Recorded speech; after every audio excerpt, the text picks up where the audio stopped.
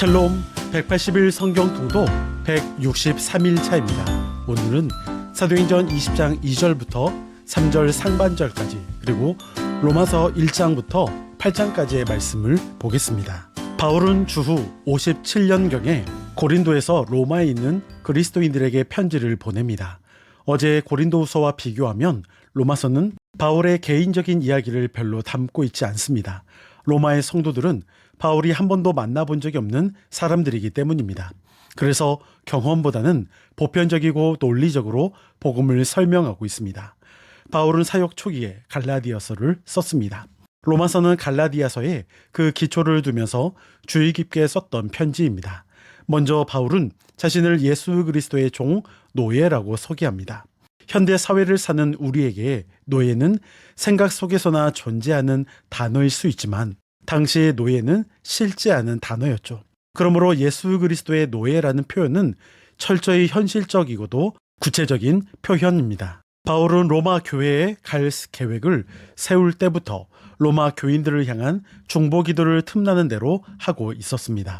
바울은 그 같은 사실을 로마 교인들에게 알리면서 기회가 되면 로마에서 만날 수 있기를 바란다는 마음을 전했습니다.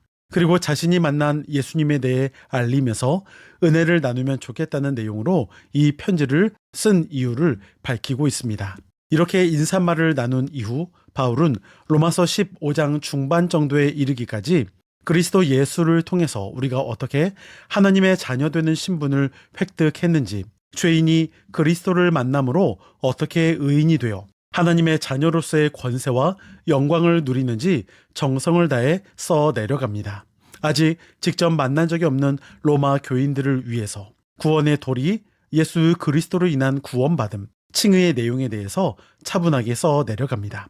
사도 바울이 전하는 위대한 구원의 진리는 모든 인류가 처한 영적인 상태를 언급하는 것으로 시작됩니다.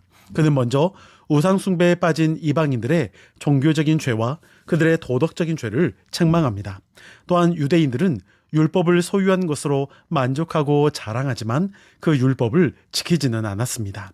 물론 율법을 지킨다고 구원받는 것은 절대로 아닙니다. 율법을 지키느냐 지키지 않느냐가 중요한 것이 아니라 율법을 주신 하나님을 신뢰하느냐 하지 않느냐가 중요한 것이죠. 율법을 지킬 수 있는 사람은 없습니다. 그래서 인간은 하나님 앞에 죄인이며 죄악에 대한 심판은 이방인과 동일하게 유대인들에게도 적용된다고 말할 수 있습니다. 모든 사람은 죄인이며 의인은 하나도 없다라고 말합니다. 따라서 죄의 형벌을 면할 자는 없습니다. 죄를 해결할 수 있는 유일한 길은 하나님께서 예비하신 믿음으로 말미암는 의의 길입니다.